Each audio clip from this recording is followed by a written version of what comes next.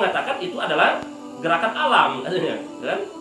Nah, orang Kristen mengatakan itu adalah orang Buddha atau Hindu mengatakan itu adalah dewa, ya kan?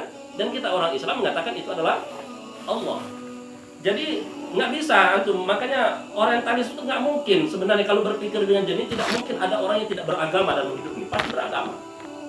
Cuman nanti agamanya benar atau salah itu yang menjadi persoalan nanti. Makanya kata beliau di sini, setiap manusia pasti butuh agama, butuh keyakinan itu, dan mustahil tidak.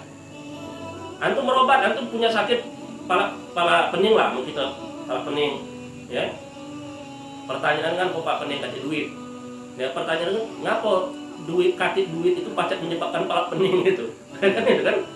Nah, itu. Kan pertanyaan salsu. Atau penyakit yang beneran, bukan bahasa duit misalnya. Kenapa sakit pala? Gitu kan? Kenapa sakit pala? Gitu. Karena ini. Jawabannya nanti akan tersalsu terus. Atau disembuhkan. Oh, penyakit ini disembuhkan oleh paramek. Lah paramek ini, kenapa paramek itu pacak menyembuhkan? Karena paramek memiliki zat ini. Kenapa zat ini pacak begini? Terus itu.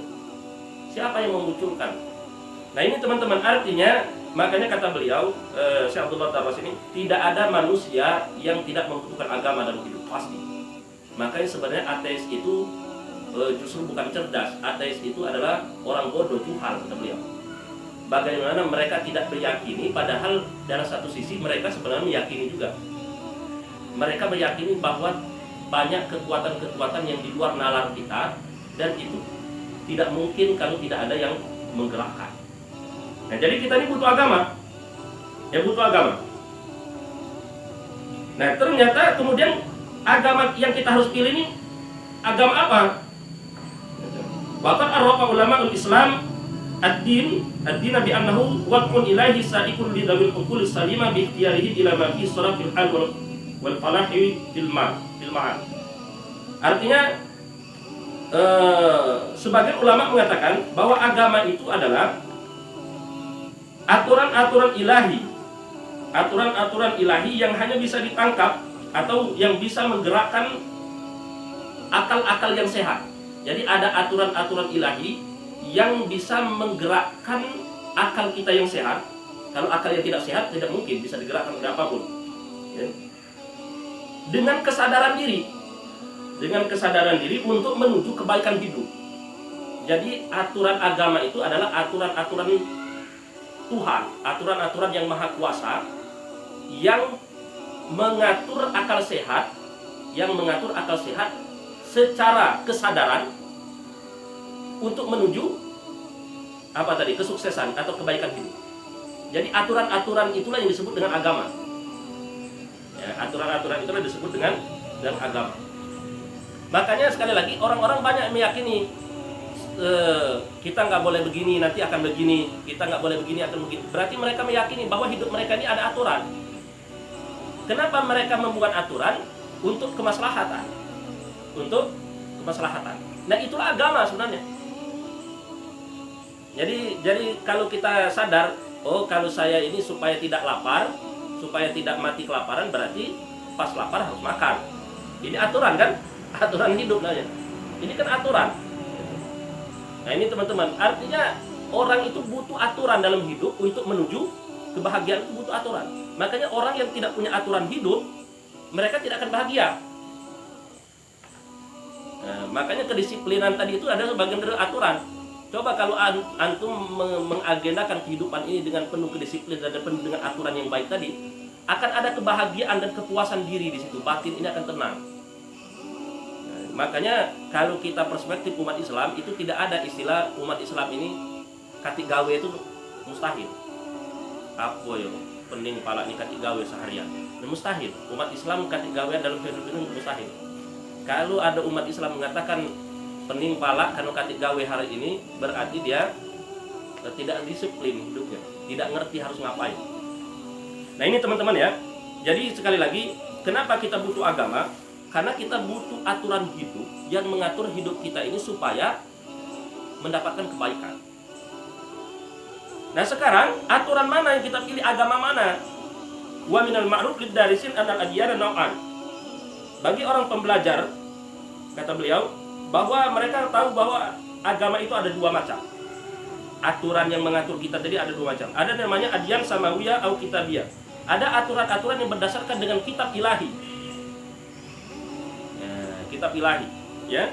Di antaranya apa? Misalnya Yahudi, mereka punya aturan hidup berdasarkan Taurat yang diturunkan oleh Allah kepada Nabi Musa. Orang Nasrani memiliki aturan hidup, ya, melalui Injil yang diturunkan kepada Nabi Isa. Orang Islam juga gitu. Orang Islam punya aturan hidup, ya, yang berdasarkan kepada Al-Qur'anul Karim yang diturunkan kepada Nabi Muhammad. Berarti ini namanya aturan-aturan samawi. Aturan-aturan yang berdasarkan kitab suci. Tetapi ada aturan-aturan wad'iyah. Ya, aturan-aturan wad'iyah, yaitu dia aturan-aturan yang tidak didasarkan kepada kitab ilahi. Ya. Misalnya Hindu itu mereka tidak punya kitab dari Allah. Mereka punya kitab olahan sendiri. Ya. Orang Hindu, orang Majusi, mereka tidak punya kitab samawi. Tapi mereka membuat kitab sendiri yang kira-kira itu sejalan dengan pola pikir mereka. Nah, ya. Nah, inilah teman-teman. Nah, jadi kita memilih yang mana? Kita harus beragama dengan kitab samawi, memiliki aturan samawi, atau aturan-aturan yang kita bikin sendiri. Maka pertanyaannya adalah, kata beliau, teman-teman, bahwa manusia itu harus memilih aturan-aturan ilahi. Kenapa harus aturan ilahi? Karena aturan ilahi itu baku dan menjadi sebuah kesepakatan yang tidak bisa dirubah. Adapun aturan wad'i yang dibuat manusia itu akan rentan berbeda cara berpikir. Jadi antum bikin aturan, oh bagusnya ini begini, yang lain harus begini. Jadi bisa didebatkan dan bisa direnovasi aturan manusia itu. Aturan manusia bisa direnovasi. Tetapi aturan ilahi itu tidak bisa direnovasi. Coba antum mau merenovasi agama ini, itu nggak boleh. Pasti yang lain akan marah kan? Akan marah. Nah itu. Jadi kalau aturan samawi itu tidak bisa direnovasi, tetapi kalau aturan kita tinggal ngikut, itulah namanya doktrin tadi, doktrin beragama. Tapi kalau aturan manusia itu bisa dikompromikan sesuai dengan kemaslahatan. Hari ini kita bikin aturan ini supaya sama-sama lemak lah kalau kita.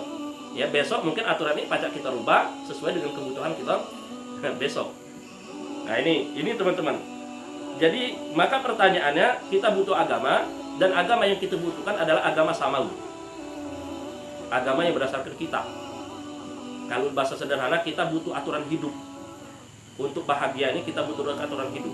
Dan aturan hidup yang kita pilih adalah aturan yang berdasarkan dengan kitab samawi. Nah, kitab samawi mana yang kita pilih? Maka pertanyaannya adalah, penjawabannya adalah kita membutuhkan kitab samawi Al-Qur'anul Karim. Ya, sebagai muslim kita membutuhkan Al-Qur'an Al-Karim. Nah, makanya inilah sebuah keyakinan. Makanya teman-teman, kalau antum sudah memilih Islam, maka inilah yang harus diyakini, itu maksudnya. Jangan lagi antum terombang-ambing oleh subhat-subhat yang mengatakan misalnya semua agama itu benar, misalnya kan? Semua agama itu benar, ya. Dalam konsep Islam, maka agama yang terbaik dan yang terbenar itu adalah Islam. Ini harus dipegang. Makanya nanti kemudian ketika antum berkiprah dimanapun, ini aturan inilah yang dipegang. Jangan sampai ketika antum kemudian bersama Abu Bakar As-Siddiq, lalu kemudian Abu Bakar As-Siddiq ini melanggar aturan-aturan Allah, lalu Abu Bakar As-Siddiq yang antum bela, bukan agama Allah yang antum bela. Paham ya? Nah, jadi mau dimanapun antum berpartai dalam masalah politik, kemudian beraktivitas pendidikan melalui sebuah yayasan tertentu. Nah, ketika semua itu melanggar aturan Allah, yang antum pilih yang mana? Aturan Allahnya direvisi supaya sesuai dengan yayasan antum, atau yayasan antumnya dibenarkan supaya sesuai dengan aturan Allah? Nah, ini. Jadi yang jadi tonggak itu mana? Itu masalahnya. Makanya orang-orang liberal itu dia begitu. Dia mengotak-otak ayat-ayat Allah supaya sesuai dengan perjalanan hidup dan kemauan dia. Nah, kalau kita sebagai orang beriman utuh ini tidak seperti itu. Ya, kita ini merubah hidup kita ini sesuai dengan aturan agama. Jadi jangan merubah-rubah aturan agama agar sesuai dengan kemauan kita, ini nggak boleh. Nah inilah, maka pertanyaannya adalah kita butuh aturan. Aturan yang kita pilih adalah aturan samawi yang berasal dari sang kuasa, ya. Sang kuasa yang kita maksud adalah Allah, dan aturan itu samawi yang kita pilih adalah Islam berdasarkan dengan Al-Quran. Nah ini teman-teman rahmati Allah Subhanahu Wa Taala. Inilah kata Yusuf Qaradawi. Nanti akan begini, ya. Dalam hidup ini kita akan dibentrokkan pemahaman agama syariat ini dengan nafsu tadi. Maka antum akan memilih yang mana nanti. Nah makanya kalau antum sudah meyakini dari awal bahwa aturan yang saya pilih itu adalah aturan samawi bernama Al-Quranul Karim yang berasal dari Allah Subhanahu Wa Taala, maka berarti itu yang jadi tolak ukur aturan. Nah sekarang aturan hidup antum apa? Ustaz Deki, aturan hidup antum apa? Al-Quran atau apa? Al-Quran. Nah itu Ustaz Rezki, Ustaz Rahmat, termasuk saya. Kalau ditanya apa landasan aturan hidup kita ini? Al-Quran. Berarti itu yang menjadi pedoman utama. Maka ketika antum berpolitik berarti politik Islami, ya. Berjualan dengan cara Islami, karena itu yang menjadi tolak ukur aturan. Maka al-haq al-batil diukur dari situ, itu maksudnya. Kalau antum menjadikan undang-undang menjadi standar hidup, ya berarti hidup antum harus sesuai dengan standar aturan itu. Makanya melanggar aturan perundang-undangan pacak kena tangkap, karena disebut melanggar. Nah, kan itu. Melanggar aturan agama kena dosa, kena iqab. Nah, uqubah. Nah, jadi itu maksudnya. Jadi standar kebenaran dan kemaslahatan dan keburukan itu aturan tadi. Nah, sekarang antum memilih mana aturan ini? Nah, kalau sudah memang dari awal memilih Islam, berarti al-haq al-batil dalam hidup antum ini, dalam kita semua ini, standarnya adalah Islam. Standarnya adalah Islam. Nah ini, jadi jangan membuat standar lain. Makanya nama Al-Quran apa? Ada yang hafal. Walau kanu aba'ahum wa abna'ahum asyiratahum itu. Ayat apa itu? Al-Mu'min kalau nggak salah ya. Walaupun ini istahabul kufru 'alal iman itu.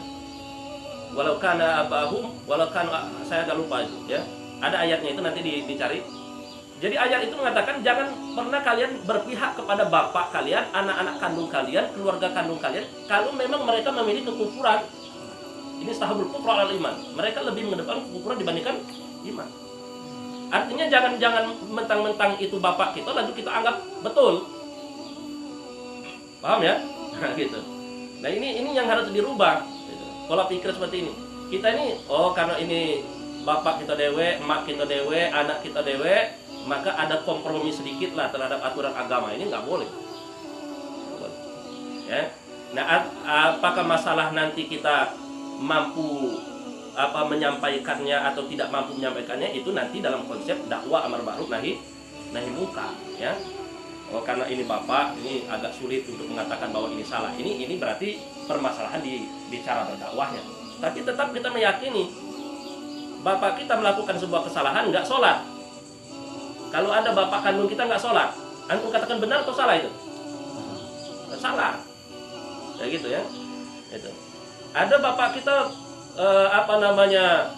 melakukan sesuatu riswa, sogok menyogok segala macam. Misalnya bapak kita polisi, misalnya bapak kita polisi, gawainya di tengah jalan malaki sopir misalnya, nyari duit, ya. Antum akan mengatakan wajar lah, kan memang gawe polisi macam itu, misalnya. Atau antum tetap mengatakan itu salah, tetap katakan itu salah gitu. Makanya dalam konsep lain nanti dalam dakwah itu nanti turunnya wala yajrimannakum sana'an qaumin ala alla ta'dilu. Ya. Jangan kalian mengukur al-haq dan batil itu atas dasar kecintaan dan kebencian kita terhadap seseorang itu.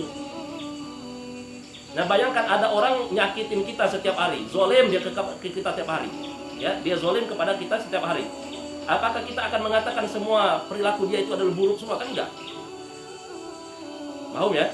Nah, ini logikanya. Jadi janganlah kebencian kalian terhadap suatu kaum itu menghantarkan kalian tidak mampu berlaku adil terhadap orang itu. Maksud berlaku adil dalam ayat itu maksudnya adalah tidak mampu menilai kebaikan dan keburukan orang tersebut berdasarkan syariat Allah Subhanahu wa taala. Nah, coba bayangkan kalau ada orang ke Ustaz Deki zolim nih dia, ada tetangga zolim terus dengan Ustaz Deki, tidak pernah nyenangin, nyusahin aja. Ya. Suatu saat dia dituduh oleh orang lain melakukan kesalahan dan Ustaz Deki tahu bahwa dia sebenarnya tidak salah. Ini akan membantu membela atau gimana Ustaz Deki? Nah, atau kita katakan mampus, syukuri. Itu. Jangan ngomong, biarin aja dia ketangkap. Nah inilah, nah ini teman-teman. Jadi ini maksud Yusuf Qaradawi itu. Jadi ketika kita sudah memilih Islam sebagai aturan hidup, berarti itulah yang menjadi standar al-haq al-batil dalam hidup kita. Jangan mencari aturan-aturan lain. Ya. Adapun aturan-aturan lain itu harus bersumber kepada aturan-aturan yang kita pilih tadi. Boleh manusia membuat aturan, boleh. Polisi membuat aturan, lampu hijau jalan, lampu kuning pelan-pelan, lampu merah berhenti. Ini kan aturan manusia, nggak ada dalam kitab samawi. Boleh manusia membuat aturan, boleh, tetapi harus bersumber merujuk kepada aturan-aturan samawi. Ya, jadi maka selama aturan manusia itu menyalahi aturan samawi, maka itu aturan batil. Tetapi kalau tidak menyalahi aturan samawi, maka itu adalah hak. Itu maksudnya. Nah ini teman-teman rahmati Allah Subhanahu wa taala, ya. Kita lanjutkan. Kemudian dikatakan di sini khosais al-Islam, ya. Kita dipercepat maka buku ini sekali pertemuan selesai kan cuma kan.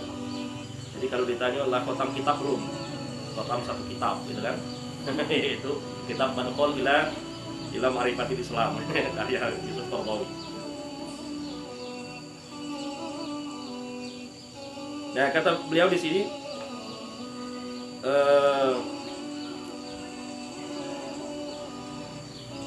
di sini salah satu fungsi kenapa kita memilih agama, terutama agama Islam dan keyakinan kita, karena agama ini dia masuk ke dalam ruhiyah.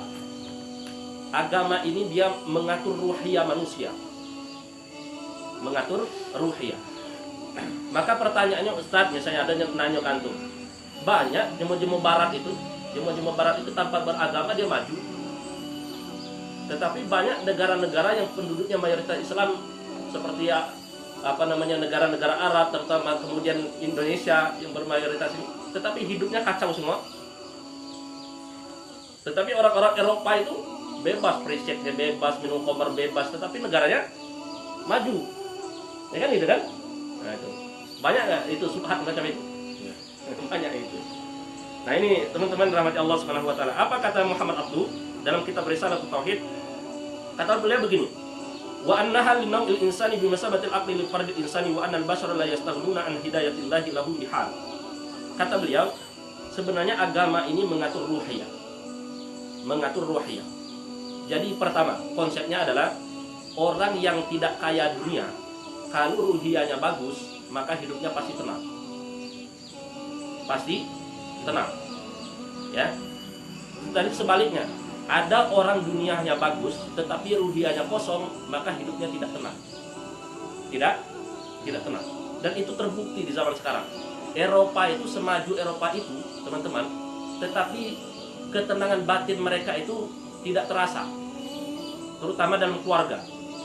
Macam di Perancis itu kan ada gerakan sebenarnya hidup ini tidak perlu nikah. Di Jepang ada gerakan sebenarnya tidak perlu nikah karena kebutuhan seksual itu adalah kebutuhan hak asasi. Siapapun boleh melakukan atas dasar suka sama suka. Bahkan mereka boleh menikah laki-laki sama laki-laki, perempuan sama perempuan, alhamdulillah LGBT itu. Karena pertanyaannya kenapa orang Islam ini konsepnya sudah bagus tetapi kemudian hidup mereka nggak bagus.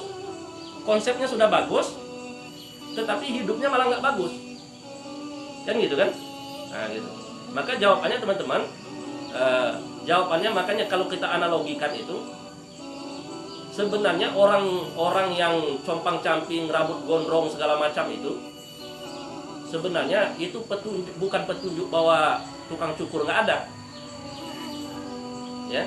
Jadi kenapa orang berambut panjang bukan karena tukang cukur nggak ada, tetapi dianya yang tidak datang kepada tukang cukur. Itu kan ada saya lihat di YouTube itu kan ada yang membahasakan katanya seorang profesor wallahu alam, tetapi Dia mengatakan, kenapa banyak sekali orang-orang yang masuk neraka, ya, yang masuk neraka padahal ada Allah. Nah, ya kan? Jadi sebenarnya Allah itu ada atau tidak? Manusia ini kan banyak yang nggak bahagia, banyaknya tenang hidupnya tuh. Sebenarnya Allah ini ada tidak? Kalau Allah ada, kenapa dia tidak memperhatikan orang-orang yang susah itu? Orang-orang yang tidak tenang itu, kenapa tidak dikasih ketenangan gitu kan? Nah, jadi kata orang teroris, sebenarnya Allah itu ada atau tidak? Makanya mereka meyakini tidak ada gitu. Kebahagiaan itu kita sendiri yang menentukan, kesedihan kita sendiri menentukan. Itu menurut mereka. Karena kalau memang ada Allah, maka Allah yang akan memberikan kebahagiaan itu. Maka dijawab oleh profesor itu bukan begitu cara berpikirnya. Ya. Mereka itu tidak bahagia bukan karena Allah itu tidak ada, tetapi mereka yang tidak datang kepada Allah. Jadi ada orang gondrong itu bukan karena tidak ada tukang cukur, tetapi mereka yang tidak datang ke tukang cukur untuk minta cukur. Itu masalahnya. Itu. Jadi kalau rumah kita kotor itu karena kaki sapu, atau karena memang kita tidak mencari sapu. Sapu itu ada tapi tidak kita gunakan. Nah, kan itu permasalahannya. Nah, ini teman-teman. Jadi orang Islam ini sebenarnya, kenapa orang Islam ini banyak di negara-negara Islam ini kemudian tertati-tati, ya. Jadi bukan karena Allah itu tidak ada, tetapi memang karena kita aturan tadi kita jalankan dengan baik. Contohnya misalnya dalam Islam ini kan ada bab zakat. Bab zakat itu antara untuk menuntaskan kefakiran antara satu manusia dengan manusia yang lain. Maka dalam Al-Qur'an hatta la yatadawalu bainan nas, gitu kan? Supaya tidak kekayaan itu tidak berputar-putar di satu kelompok. Makanya diwajibkan zakat. Orang kaya diwajibkan zakat mal. Karena kenapa? Karena untuk membantu orang-orang miskin yang tidak mampu. Maka itu konsep Islam ini adalah at-ta'awun. Nah, cuman ini konsep ini tidak kita jalankan. Ya, mengandalkan zakat fitri setahun sekali, itu pun hanya beras satu. Itu tidak akan merubah kemiskinan. Ya. Jadi fungsi dari zakat, maksud atau tujuan disyariatkan zakat itu apa? Untuk merubah status mustahik. Mustahik itu kan ada 8 itu kan? Dalam surah At-Taubah ya. Dalam surah At-Taubah ayat 60 kalau nggak salah itu. Nah, makanya orang yatim, anak yatim itu kan tidak diberi zakat karena status yatim tidak berubah. Ya, tidak berubah. Walaupun maknya dinikahi sekalipun ya tetap dia anak yatim. Paham ya? Jadi makanya anak yatim itu tidak dikasih zakat dengan status keyatimannya, kecuali dengan status fakirnya mungkin ya, atau miskinnya. Tapi dengan statusnya yatim itu tidak mendapatkan zakat. Karena status yatim tidak akan bisa diubah. Makanya dia harus disantuni. Makanya santunan itu jauh lebih besar kan? Anak yatim itu disantuni. Sebagaimana orang tua kita. Orang tua kita itu tidak boleh kita zakat ke orang tua. Karena kenapa? Orang tua itu ketika orang tua tidak mampu, yang wajib kita nafkahi. Nggak boleh kita zakat kepada istri. Ya? Karena derajat istri itu jauh lebih besar ketimbang nilai zakat itu. Nafkah itu jauh lebih besar ketimbang zakat. Nafkah itu kan memenuhi sandang pangan papahnya itu. Ya? Nah, ini. Jadi nafkah itu jauh lebih besar ketimbang nilai zakat. Jadi kalau kita memberi zakat kepada istri, kepada orang tua, itu kita menurunkan derajatnya, nilainya. Yang harusnya dia mendapatkan 100%, cuman dibagi dengan nilai seadahnya, itu nggak boleh. Nah, ini konsep Islam sebenarnya, ya, konsep Islam. Jadi zakat itu untuk merubah nasib itu. Orang yang tadinya gharimin berhutang, hutangnya lunas, selesai. Ya. Orang fisabilillah, berjuang jalan Allah, nggak ada senjata, kemudian kita senjatai supaya menang, kan berubah nasibnya. Kemudian orang fakir dikasih zakat supaya tidak lagi fakir, besok dia menjadi muzaki. Kalau hari ini dia menjadi mustahik, besok dia menjadi muzaki, dan seterusnya. Makanya 8 asnaf itu kemudian bisa dirubah dengan zakat. Nah, cuman Islam tidak melaksanakan itu masalahnya. Pola pikir Islam mengatakan apa? Ini yang berkebun-kebun aku, yang royo-royo aku nian, segala macam, masuk pas panen aku harus zakat. Nah, padahal kita sudah mengatakan aturan hidup kita ini adalah Al-Quran. Berarti seharusnya kalau Al-Quran itu mengatur, walaupun tidak secocok kemauan hati kita, harus taat, namanya aturan. Makanya Yusuf Qaradawi membuat tadi di awal tadi, Anda memilih aturan apa dalam hidup ini? Nah, itu harus ditanyakan. Saya bertanya kepada diri saya, antum ya, Ustadz Henry, Ustadz Rizky, Ustadz Eliansa, Ustadz Darmono, Ustadz Deki, dan teman-teman kita yang lain. Kita harus tanya, apa aturan yang kita pilih untuk mengatur hidup kita? Berarti harus komitmen. Yang namanya aturan, sesuai keinginan atau tidak, harus taat. Jangankan aturan agama, aturan dunia kan gitu. Nah, nanti misalnya Yayasan Abu Bakar ini punya aturan, baik internal, aturan untuk orang internal atau aturan untuk orang eksternal. Maka kita, kalau kita mengatakan saya sudah di Abu Bakar dan saya siap menjalankan kewajiban dan menerima hak saya, nah berarti itu yang menjadi standarnya. Berarti nanti suatu saat Abu Bakar mengatakan ada aturan yang sudah kita sepakati bahwa setiap Sabtu kita pengajian misalnya. Berarti itu aturan yang harus ditaati. Kalau tidak ditaati, berarti melanggar kan gitu. Nah ini teman-teman. Nah inilah makanya agama, antum pertanyaan pertama ini kata Yusuf Qaradawi tadi, antum memilih aturan apa dalam hidup? Maka itulah yang nanti yang akan komitmen. Sebab nanti banyak sekali aturan-aturan itu yang kemudian secara logika dan perasaan kita itu tidak bisa kita terima. Secara logika dan perasaan atau nafsu kita tidak akan terima puasa. Apakah akal kita menerima puasa? Lapar, haus, ya royo, masuk kita pahlawan ini kan royo, puasa kan royo, segala macam kan. Tapi karena itu sudah aturan yang kita pilih, saya beragama Islam, memilih aturan Islam, dan ini aturan yang diatur oleh Islam, berarti harus taat. Harus taat. Coba bayangkan, antum semayang, ya, untung itulah dikurangi 5 kali sehari. Kalau dulu persis Nabi Muhammad tidak meminta keringanan dari Allah 50 waktu dalam sehari, itu bayangkan itu. Itu. Nah 5 kali sehari kan kita, Masya Allah berat kan. Nah artinya banyak aturan-aturan ini yang secara perasaan dan logika kita, akal kita, apalagi dibumbu-bumbui dengan nafsu dan segala macamnya, ya, itu kita akan menolak aturan itu. Tapi karena kita sudah memilih dan meyakini dari awal, maka itu harus kita patuhi. Nah inilah. Nah coba bayangkan nanti suatu saat kita, ya, Sabtu ada aturan di Abu Bakar harus ngaji, tapi dalam kondisi lain kita ada keinginan untuk jalan-jalan misalnya keluarga kita. Nah gimana itu? Nah ini teman-teman ya, walaupun nanti dalam prakteknya memang ada uzur segala macam, ya ada uzur segala macam. Nah, tapi uzur itu tidak menghilangkan aturan. Makanya dikatakan itu apa? Ya ad-dururat tubihul mahzurat. Darurat itu hanya membolehkan mahzurat, sesuatu yang terlarang sebatas itu. Makan daging babi haram kalau ada darurat, tapi darurat ini kan aturannya besar dalam Islam, bukan perasaan kita. Darurat itu yang menentukan syariat, bukan akal pikiran kita. Kayaknya sakit nih, kayaknya sakit, ini bukan darurat namanya. Kayaknya kondisikan.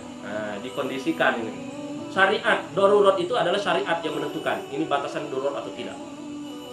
Nah, itu ya. Nah, makanya ketika kemudian darurat kita diperbolehkan, ya, meringankan aturan itu, tetapi bukan merubah aturan. Sehingga ketika darurat itu hilang, aturan kembali lagi. Ya, 5 waktu wajib berdiri, semayang 5 waktu wajib berdiri. Nggak kuat, duduk. Artinya ketika sudah kuat, kembali ke hukum asal. Nah ini teman-teman. Maka sekali lagi kita cukupkan pembahasan di awal ini. Pertanyaan adalah, aturan apa dalam hidup ini yang antum pilih? Nah ini yang harus ini. Aturan apa? Ya kalau kita tentunya kalau ditanya, ya pasti kita mengatakan aturan yang saya pilih untuk mengatur hidup saya menuju kebahagiaan dan ketenangan, Islam. Nah tinggal antum pikir lah, apa mau merevisi aturan, ya. Nah, kayaknya saya milih yang ini aja Ustaz. Nah, ini kan kadang pertanyakan dalam hidup kita. Dan kenapa memilih itu? Kenapa? Karena antum harus tahu itu supaya antum bangga dengan aturan itu. Jangan nanti antum sudah memilih, antum nggak bangga, ini repot. Antum sudah memilih Islam sebagai Muslim, tetapi antum justru tidak bangga, justru merasa inferior di hadapan orang lain. Masya Allah, ini jasmani rohani. Terima kasih Bu. Wah. Terima kasih, terima kasih. Udah kayak sampai ke Cimu kali kan. Oh ini ngomong tuh.